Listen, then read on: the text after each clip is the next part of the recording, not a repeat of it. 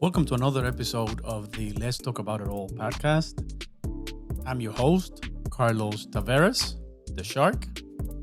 In today's episode, I want to talk about why a marathon is not just 26.2 miles that you run on race day. Stay tuned.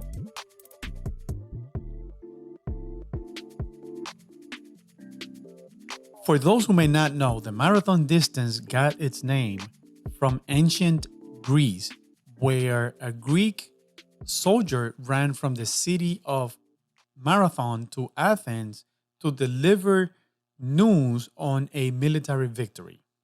The distance that he covered that day was approximately 26.2 miles. Have you ever heard the phrase, 1,000-mile journey starts with one single step? Well, that could very well be a marathon.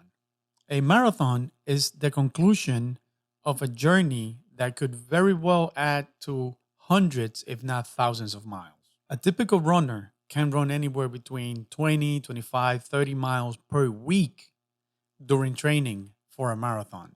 That training program can be up to 16 weeks. If you do the math, that adds to about 500 miles. However, if you take into consideration that runners go through a progression, usually before signing for a marathon, that easily adds up to over 1,000 miles. It takes a lot to run a marathon. It takes physical training in the form of the miles that you have to cover during training, during the marathon itself. It covers days that you may go and do other physical activities for cross training or strength training. As I mentioned before, most runners go through a progression before they sign up and complete a marathon. Usually they start with a 5K, then they go to a 10K, they might do a 4-miler in between there. Eventually they end up at the half marathon or 13.1 mark. However, there's a big jump from the half to the full. As I said, you go through a 5K, 10K, half, and then boom, you get hit with a full marathon. There's no easy way to get there other than your training miles. So on race day, a lot of runners are in for a really tough day on the first time they do this. A lot of them don't know what to expect from the actual race itself. It can also take emotional strength to be able to do a marathon. What I mean by that is a lot of times you need to go out and do your runs, your training. However, there might be things that come in the way, like spending time away from your kids, or maybe you have to not go to an event because you have to do your training runs. And you may need to be emotionally strong to be able to say, no, I'm not going to do that. I'm not going to go party. I'm not going to go to this event. And instead, I'm going to focus on the training miles that I need to cover. It also takes mental readiness or mental strength to be able to go beyond self-doubt. A lot of times we do the training, and when we finally get there and we're doing that race, especially when you're in the later miles, mile 18, 19, 20, you're still thinking, man, I still got 6 miles to go. That's another 10K. Well, you've done a 10K before. You know how long it's going to take you. You know the amount of effort that you need to put in there.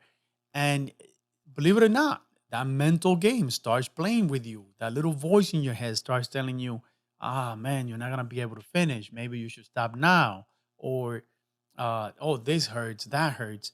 And it takes a lot. It takes a lot of strength. It takes a lot of mental determination to say, nope, shut up, little head, little voice in the head. I'm going to keep pushing. I'm going to keep finishing. I'm going to finish this race.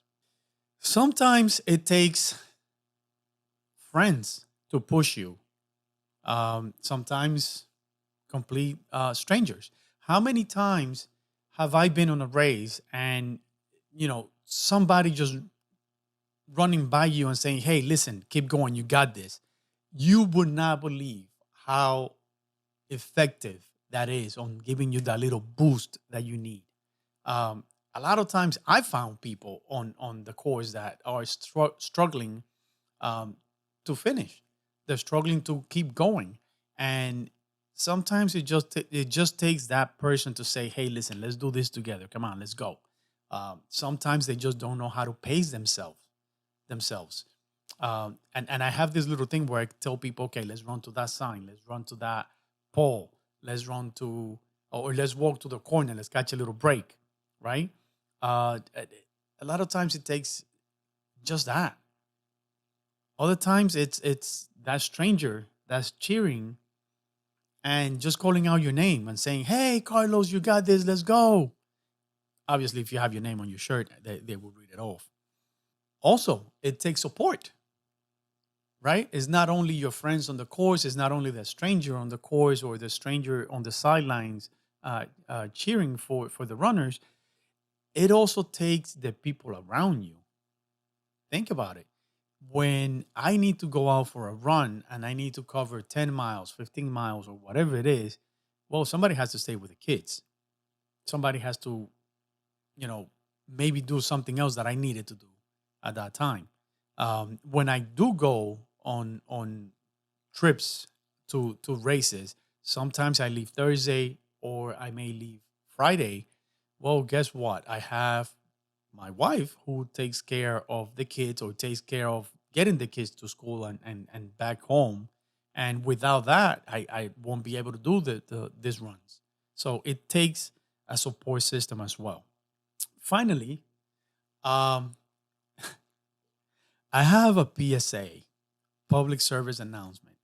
Well, more like a request for non runners.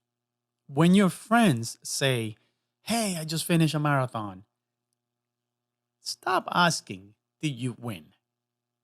The answer to that question is absolutely yes. Yes, because that person just went through everything else that I just described. It went through that mental toughness, that physical training, that physical toughness. It, that person pushed through pain. That person went through emotional and self doubt. That person managed to finish that race aside from everything else that came up during the race. Trust me, sometimes you get a blister in your shoe and you have no choice but to push through and finish off the race. So, yes, that person won. Every single person who got up that morning, went to the race, started the race, and gave it all they had. Let me repeat that. Gave it all they had. Because sometimes you don't get to finish the race. Sometimes you DNF, did not finish. And you trained, you put in the time training and doing everything you needed to do for it. But that day, that particular day, you were not ready. It just didn't happen. But guess what? You still win. You still woke up at whatever time in the morning. You still made it to the start line, and you gave it all you got. In my book, you're still winning. This is all for this episode of the Let's Talk About It All podcast. I am your host, Carlos Taveras, the Shark. Please help us grow the show. Share this video and the other videos or sound podcast with your friends and help us grow. Subscribe to our YouTube channel and make sure you hit the notification bell so you get notified when we release new videos. You can follow us on Instagram at Let's Talk About It.all. You can listen to our podcast on your favorite podcast platform. Finally, remember that destiny waits for no one. You have to go out there and make it happen. Thank you for watching and listening. See you in the next episode.